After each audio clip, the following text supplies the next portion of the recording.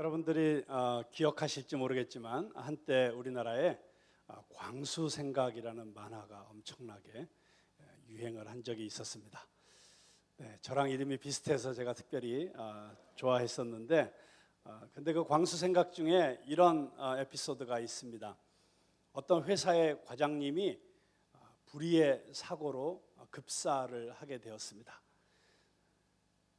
이 장례식장에 사원들이 조문을 가서 미망인 되신 사모님에게 위로의 말을 전합니다. 우리 과장님은 바나나 우유를 참 좋아하셨는데 흐흐흐. 사원들도 울고 사모님도 웁니다.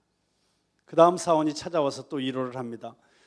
우리 과장님은 바나나 우유를 참 좋아하셨는데 사모님과 또 끌어안고 한참을 웁니다. 다음 사원이 찾아와서 또 위로합니다.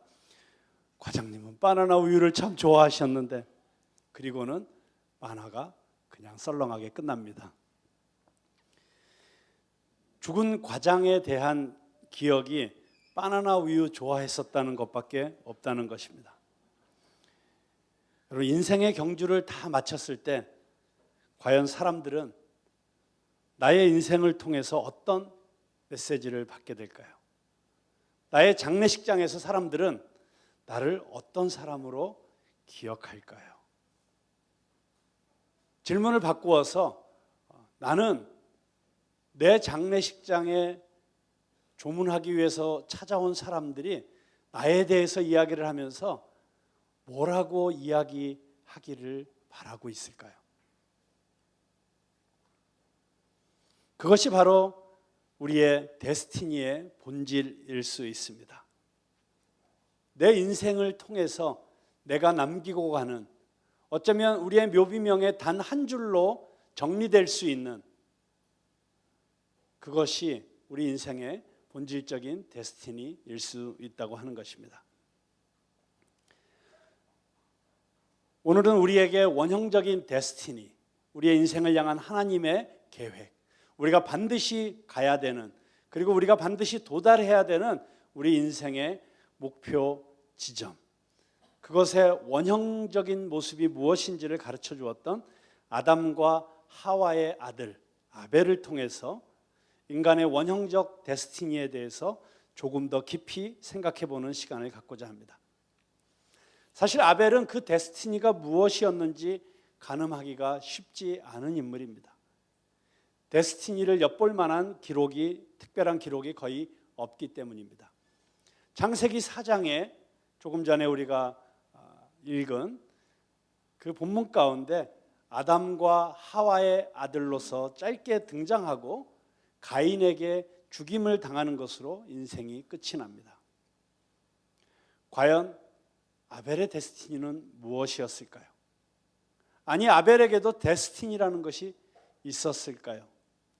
아무것도 남기지 못하고 아무것도 이룬 것 없이 젊은 나이로 요절한 이 사람의 데스티니는 무엇이었을까요? 쉽지 않은 질문입니다. 그런데 놀랍게도 우리는 이 아벨에게서 우리 모두의 원형적인 데스티니에 대한 놀라운 통찰을 얻게 됩니다. 첫째로 아벨은 예배자였습니다. 히브리서 11장 4절 말씀으로 보면 믿음으로 아벨은 가인보다 더 나은 제사를 하나님께 드림으로 의로운 자라 하시는 증거를 얻었으니 하나님이 그 예물에 대하여 증거하심이라. 저가 죽었으나 그 믿음으로써 오히려 말하느니라. 아벨이 죽임을 당한 이유는 하나님께 올바른 제사를 드렸기 때문입니다. 하나님이 기뻐 받으시는 제사를 드렸기 때문에 하나님이 받기를 거절하신 예배를 드린 가인에게 질투를 받아서 죽임을 당했습니다. 어떤 의미에서는 그래서 아벨이 인류 최초의 순교자라고 말할 수 있을 것입니다. 히브리서는 그가 죽었으나 그 믿음으로써 오히려 말한다고 했습니다. 그렇죠. 어쩌면 살아있을 때 했던 일보다도 그의 죽음을 통해서 더 강력하게 천둥 같은 소리로 우리들에게 세상을 향해서 외치고 있는 그런 인생이 있죠. 아벨은 죽었지만 믿음으로서 지금도 오히려 말하고 있다고 히브리서 기자는 이야기하고 있습니다. 그 믿음은 어떤 믿음입니까? 바로 하나님이 인정하시고 하나님이 기뻐 받으시는 예배를 드리는 믿음입니다. 그 믿음 안에는 신령과 진정으로 하나님 앞에 나아가는 그의 마음의 태도도 포함되어 있었습니다. 그 믿음 안에는 의롭다고 인정받는 그의 삶의 제사가 포함되어 있었습니다. 그렇게 하나님 앞에 올바른 예배를 드릴 때 인간은 진정으로 행복하고 충만한 삶을 살게 됩니다. 인간이 창조된 목적이 하나님을 예배하는 것이기 때문입니다. 그렇습니다. 인간의 본질적 데스티니는 예배입니다. 다른 말로 말하면 인간은 무엇인가를 예배하지 않고는 채워지지 않는 존재적 갈망이 있는 존재입니다. 그래서 하나님을 알지 못하는 사람들은 끊임없이 무엇인가 예배할 대상을 찾습니다. 소설가이자 작가인 데이비드 포스터 월레스라고 하는 분은 미국의 오하이오주의 캐년 칼리지라는 학교의 졸업식 축사에서 이런 유명한 말을 남겼습니다. 또 원어로 또 읽어드리려니까 갑자기 혀가 막 꼬이고 있는 느낌이 들어서 이거 읽어야 될지. In the day-to-day trenches of adult life, there is actually no such thing as atheism. 성인으로서 우리가 어른으로서 살아가는 매일매일의 삶의 그 전쟁터 참호 속에서 무신론이라고 하는 따위의 것은 있을 수가 없다는 것입니다. There is no such thing as not worshiping. 예배하지 않는다고 하는 것은 있을 수가 없다는 것입니다. Everybody worships. 모든 사람이 예배합니다. The only choice we get is what to worship. 우리가 가질 수 있는 유일한 초이스는, 우리의 유일한 선택은 예배할 것이냐 예배 안 할 것이냐가 아니라 무엇을 예배할 것이냐만 있다는 것입니다. 저는 전적으로 이분의 말에 동의합니다. 저에게 아주 기억에 남는 장면이 있는데요. 하나님이 아닌 다른 어떤 것에서 예배의 갈망을 충족시키고자 발버둥을 치는 가장 상징적인 장소가 이 시대에는 클럽이 아닌가 싶습니다. 클럽. 아시죠? 뭔지. 벌써 오래전입니다마는 요즘 장안을 시끄럽게 하는 여러 사건에 연루된 그 YG라고 하는 회사가 직영하는 NB라는 클럽이 가장 핫하다고 소문을 들었는데 그곳에 가보게 되었습니다. 여러분도 잘 아시는 그 회사의 이사로 있는 션이라고 하는 그 형제가 저에게 목사님들도 세상이 어떻게 돌아가는지 아시려면 세상을 공부해 보셔야 됩니다 하면서 특별히 초대를 해 주어서 가보게 되었습니다. 근데 저는 그곳에서 그때까지 제가 경험한 가장 열광적인 예배의 현장을 보게 되었습니다. 정말 그 클럽 안에 발 디딜 틈 없이 꽉꽉 들어찬 그 거의 약 1,500명에서 2,000명 정도 되는 젊은이들이 그렇게 열광적으로 뜨겁게 몸부림을 치면서 환호하는 그런 모습을 보면서 정말 저들의 저 열정, 저들의 저 헌신은 배울 만한 부분이 있다. 그렇게 생각을 했었습니다. YG 소속의 그때 모든 가수들이 총출동한 그런 이벤트가 있는 날이었는데요. 그 가수들이 한 명씩 등장할 때마다 그 열기가 점점 더 뜨거워지고 거의 폭발할 지경이었습니다. 지루함, 의무감, 형식적, 마지못해 이런 단어들은 낄 수가 없는 분위기였습니다. 그 황홀한 표정으로 무대를 향해서 환호를 보내는 그 모습을 보면서 비록 세속의 신전에서 우상에게 열광하고 있지만 뭔가 예배하지 않으면 채워지지 않는 그 인간의 속내를 들여다본 것 같은 느낌이었습니다. 한편으로는 목사로서 본능적으로 경쟁심이 치밀어 올랐던 기억이 납니다. 아니, 왜 진짜 하나님, 살아계신 하나님을 예배하는 교회에서는 이렇게 뜨거운 예배가 드려지지 못하는 걸까? 저는 월드컵 경기장보다도 BTS의 공연장보다도 이 세상의 그 어떤 곳보다도 더 열정적이고 감동적이고 가슴 벅찬 예배가 드려지는 그런 우리 푸른나무 교회가 되기를 소원합니다. 물론 최첨단 영상이나 화려한 조명이나 엄청난 물량으로 세상과 경쟁할 수는 없습니다. 그러나 우리가 예배드리는 이 현장에는 복음의 능력, 성령의 임재, 그렇기 때문에 세상에 그 어떤 공연도 줄 수 없는 은혜와 감격이 넘치는 그런 예배를 드릴 수 있다고 저는 분명히 믿습니다. 우리 복음으로 이 세상과 맞짱을 뜰 수 있다는 확신을 제가 한번 받은 경험이 있는데요. 여러분 기억하시는 대로 3년 전에 저희가 킹콩 빌딩의 극장을 빌려서 저희 교회에 10주년 기념 공연을 했던 거 기억하시죠? 요한계시록. 그 요한계시록 같은 그런 뮤지컬을 우리 아트리 그 선교사님들이 만들 때 보통 제작비가 한 4천만 원 정도 그렇게 보통 평균 작품 하나 만들 때 든다고 해요. 근데 어쨌든 약 4천만 원 정도 들여서 무대를 만들고 작품을 만들고 또 소품들을 준비하고, 그러니까 그 돈에 투입된 양과 비교해서 그 무대라든가 이런 게 참 소박할 거라는 건 당연히 우리가 짐작할 수 있죠. 열흘 동안 우리가 그 공연을 했는데, 그런데 그 작품을 보고 사람들이 받은 감동은 정말 은혜는 이루 말로 다 할 수가 없었습니다. 정말 사람들의 인생이 변화되는, 삶이 변화되는 그런 작품이었다라고 고백하시는 분들이 너무나도 많았습니다. 그런데 마침 그 열흘 동안의 공연 중에 하루를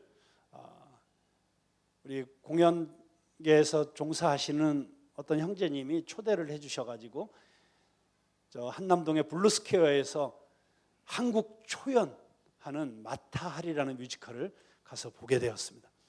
근데 그 마타하리는 정말 세계적인 스태프들이 달라붙어서 만든 뮤지컬이었는데 초연을 한국에서 하게 된 거예요. 그만큼 한국의 뮤지컬 시장이 이제 세계적으로 인정받고 중요한 그런 시장이 되었다는 뜻이겠죠. 정말 이름만 대도 알만한 탑스타들이 총출동하는, 그리고 제가 그날 그 공연을 보면서 정말 감탄을 했습니다. 야, 한국의 뮤지컬 시장이 이렇게 발전했구나. 한국이 정말 대단한 나라구나.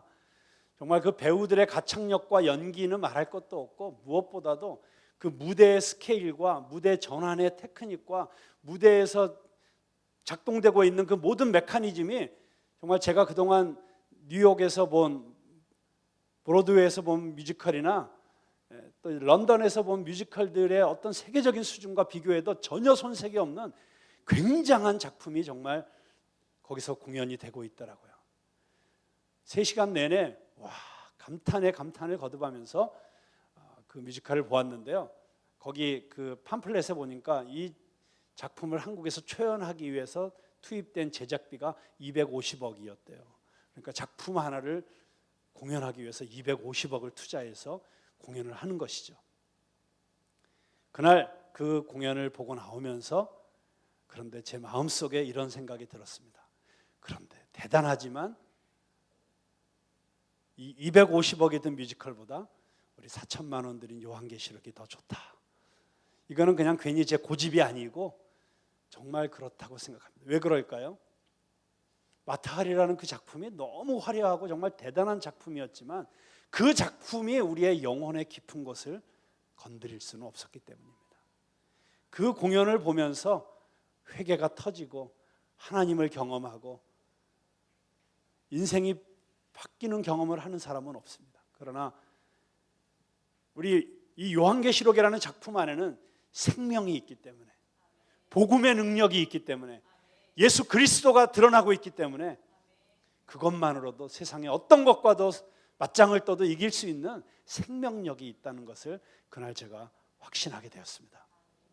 저는 그래서 우리가 추구해야 되는 예배, 그것은 어떤 세상의 어떤 공연과 무대와 전주려고 하는 그런 어떤 물량적인 투자가 아니라 정말 이 예배 안에 거룩한 하나님의 임재, 성령님의 역사하심, 복음의 능력이 살아 움직이는 그런 예배가 드려지게 된다면 우리는 그 어떤 것과도 비교할 수 없는 그런 놀라운 예배를 매 주일 이곳에서 드릴 수 있다고 생각합니다.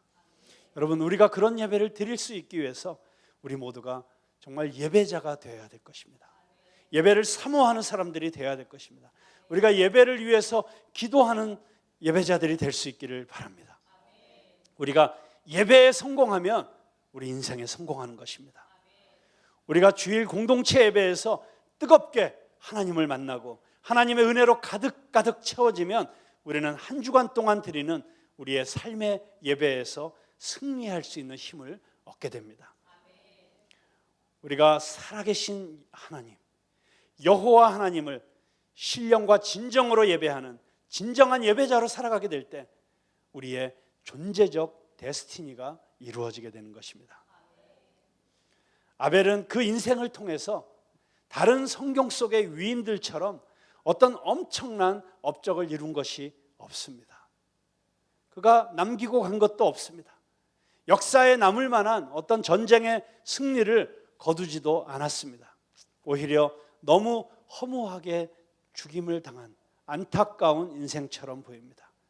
그러나 그는 그 누구보다도 의미 있고 가치 있는 인생을 살다 갔습니다. 그가 하나님이 인정하시는 예배를 드리는 참된 예배자였다는 그 사실 하나만으로도 그는 자신의 데스티니를 이룬 사람이었습니다. 저는 우리가 인생의 다른 어떤 것에서 어떤 것을 이루기보다도 그 무엇보다도 이 자리에 있는 우리 한 사람 한 사람이 하나님 앞에 인정받는 예배자 되기를 주님의 이름으로 축원합니다. 내가 하나님 앞에 진정으로 나의 최상의 가치를 드리는 예배라는 단어 자체가 영어로 worship이잖아요. worship, 가장 고귀한 가치, 가장 존귀한 가치를 드리는 것입니다. 나의 인생의 최우선순위를 예배에 두고 하나님께 두고 신령과 진정으로 전심을 다해서 예배를 드리고 그렇게 예배 드리는 것이 당신의 거룩한 습관이 되게 하십시오. 그러면 그 예배가 당신의 인생을 바꿔놓게 될 것입니다. 두 번째로 아벨에게서 발견하는 모든 인간의 원형적 데스티니가 있습니다. 그것은 자신의 삶을 통해 하나님을 드러내는 것입니다. 데스티니를 이야기하면 많은 사람들이 무엇을 선택할 것인가에 대해 질문을 많이 합니다. 제가 대학원을 가야 됩니까? 아니면 취직을 해야 됩니까? 이 남자가 맞습니까? 저 남자한테 시집을 가야 됩니까? 음악을 해야 됩니까? 사업을 해야 됩니까? 물론 하나님께서 우리의 인생을 구체적으로 인도하시는 것은 사실입니다. 그러나 하나님의 형상으로 지음받은 우리에게는 보다 더 존재적인 데스티니가 있습니다. 그것은 무엇을 성취하고 이루는 것이 아닙니다. 그것은 하나님을 나타내는 것입니다. 나의 삶과 나의 존재를 통해서 하나님이 어떤 분이신지를 이 세상에 드러내는 것, 이것이 저와 여러분의 궁극적인 데스티니입니다. 우리가 하나님의 형상을 따라 지음을 받았기 때문입니다. 그런 의미에서 아벨의 삶을 보면 그는 분명 하나님이 어떠한 분이신지를 나타내고 있습니다.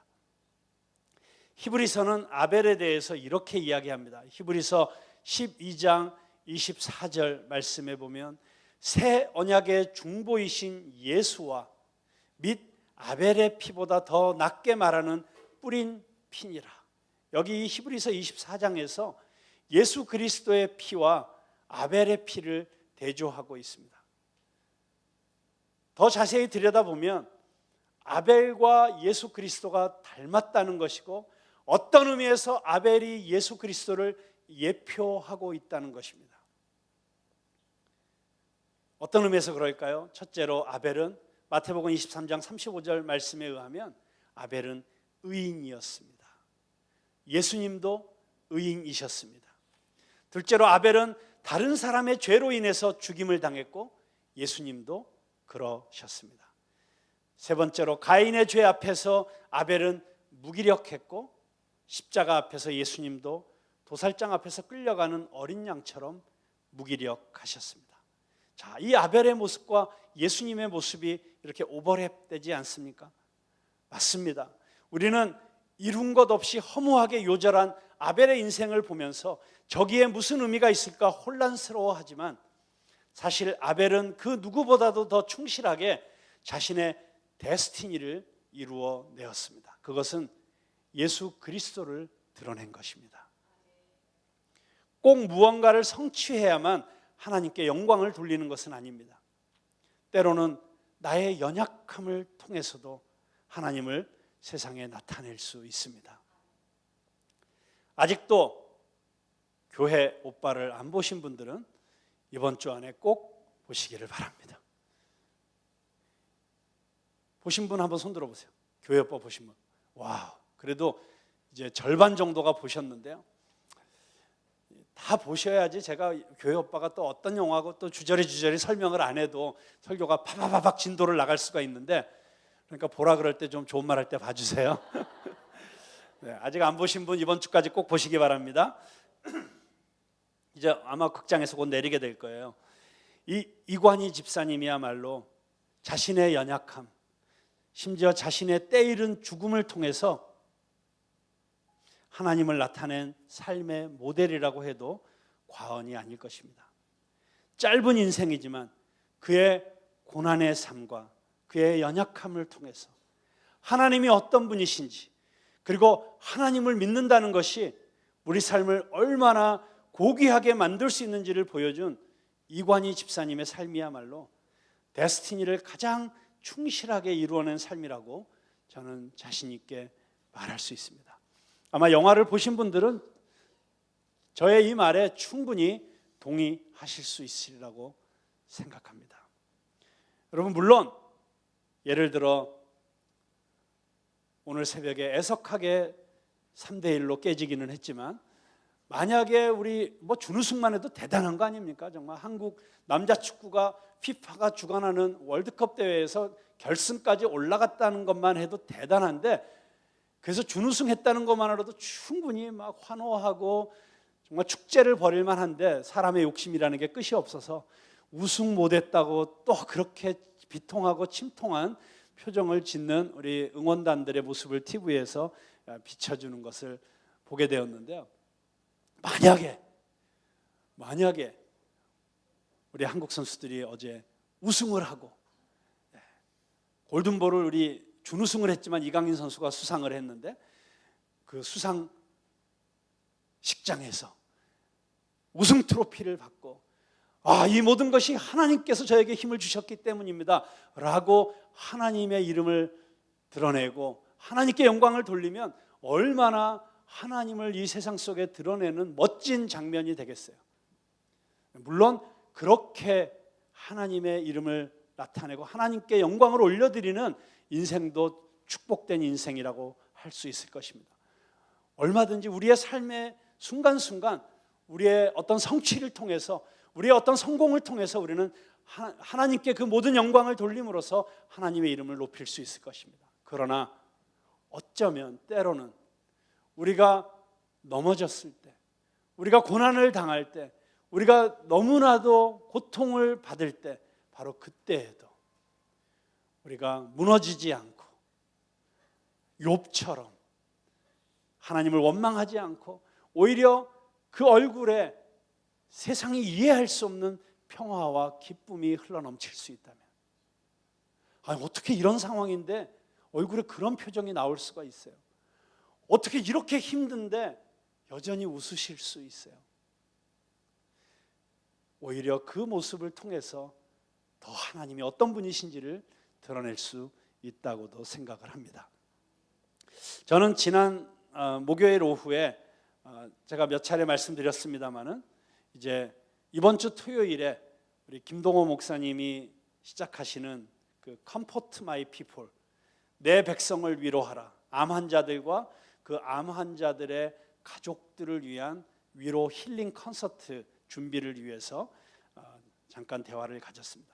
그 김동호 목사님이 그날 오전에 첫 항암 주사를 4시간 동안 맞으시고, 그래서 그날 오후에 저랑 만나셨기 때문에 제가 속으로 무척 걱정을 했어요. 아유, 많이 힘드시면 어떡할까.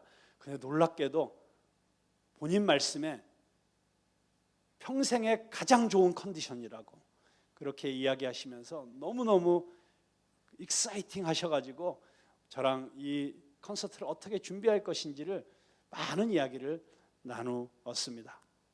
그러면서 그날 오신 이 암 환자분들에게 정말 감동을 드리고 싶다. 그러니 간식도 가능하면 과일도 최소한 천혜향이나 한라봉, 물은 에비향, 그리고 떡은 대한민국에서 제일 맛있는 떡집에서 떡을 해서 선물 세트를 만들자, 뭐 이런 얘기도 하시고, 조명도 음향도 최고로. 왜냐하면 정말 이게 이 오신 분들을 너무나도 존귀하게 대접하고 있다는 걸 보여주고 싶어 하시는 그분의 마음이 막 그런 말씀 한 말씀 한 말씀에서 드러나고 있었습니다.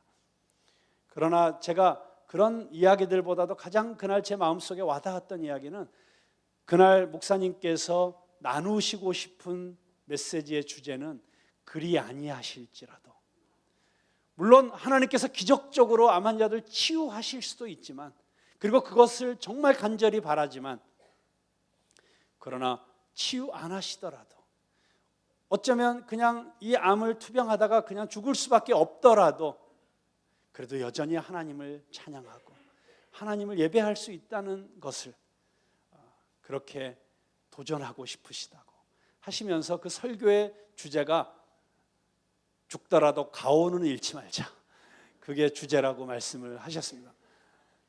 내가 내 손주들이 있는데 내가 손주들 앞에서, 죽음 앞에서 벌벌 떠는 모습으로 내가 죽을 수는 없지 않느냐. 내가 하나님 믿는 사람답게 당당하게 암과 싸우다가 죽을 때 죽고 살려주시면 할렐루야 감사하고, 그런 모습으로 살아가는 그런 신앙, 그런 믿음에 대해서 이야기하고 싶다고 이야기를 하시는데 참 감동을 받았습니다. 사실 여러분들이 잘 아시는 것처럼 김동호 목사님이 이 대한민국의 목사님들 가운데 얼마나 독보적으로 멋진 인생을 살아오셨습니까? 33살의 어린 나이에 한국 장로교회 본산이라고 할 수 있는 영락교회의 공동 목회자가 되셨고, 그 이후에 동안교회 담임 목회자로서 너무나도 성공적인 목회를 하고 계셨는데, 경희대학교에서 3만 명의 청년들이 정말 뜨겁게 찬양하는 모습을 보면서 거기에 도전을 받으셔서 동안교회를 그냥 그 다음 날로 사임하시고 전도자가 되겠다고 전도를 목적으로 하는 교회를 개척한 게 높은 뜻 승익교회죠. 그 높은 뜻 승익교회도 얼마나 급성장을 했습니까? 순식간에 만여 명이 넘게 모이는 교회가 됐는데, 또 어느 날 갑자기 그 교회를 넷으로 쪼개서 네 분의 목사님께 나누어 드리고, 본인은 그냥 교회 목회에서 은퇴를 하시면서 한국교회에 신선한 충격을 주셨죠. 목회자로서뿐만이 아니라 탈북자들을 돕는 열매 나눔 재단도 큰 발자취를 남겼습니다. 아마 탈북자들을 위한 사역 가운데 가장 성공적인 사역이 아니었을까 싶습니다. 그리고 지금도 페이스북이나 유튜브를 통해서 수많은 크리스찬들에게 지대한 영향을 미치는 소위 스타 목사라고도 말할 수 있겠고, 정말 큰 목사님으로서 존경받는 삶을 살아오셨죠. 그런데 이번에 그분이 암 수술을 받고 항암 치료를 받으시면서 누구나도 겪고 부딪힐 수밖에 없는 그 존재적 위기와 두려움 앞에서 그분이 한 사람의 신앙인으로서 치열하게 싸우시는 모습을 보면서, 저는 어쩌면 지금까지 김동호 목사님이 이루어내신 그 위대한 삶의 성취보다도 오히려 그분의 연약함과 고난을 통해서 더 훨씬 더 강렬하게 하나님을 나타내시게 될 것이라는 그런 확신이 들었습니다.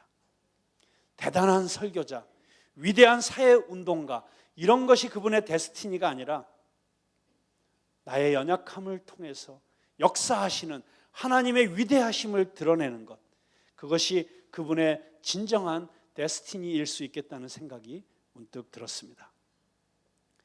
이관희 집사님이나 김동호 목사님의 경우를 통해서, 아니 아벨을 통해서 배우는 것은 인간의 본질적인 데스티니는 성공이나 성취가 아니라 그 인생을 통해서 만들어지는 메시지라는 것입니다. 아벨의 삶과 죽음이 선포하는 메시지는 무엇입니까? 그는 살아서는 예배자였고 죽어서는 하나님의 공의로우심을 인류 대대에 선포했습니다. 이것이 아벨의 인생의 메시지이고 아벨의 데스티니였습니다. 얼마나 오래 살았느냐, 얼마나 많은 것을 성취했느냐보다 더 중요한 것은 나의 삶과 죽음을 통해서 이 세상에 남기는 메시지입니다. 그리고 그 메시지의 핵심은 하나님을 드러내는 것입니다.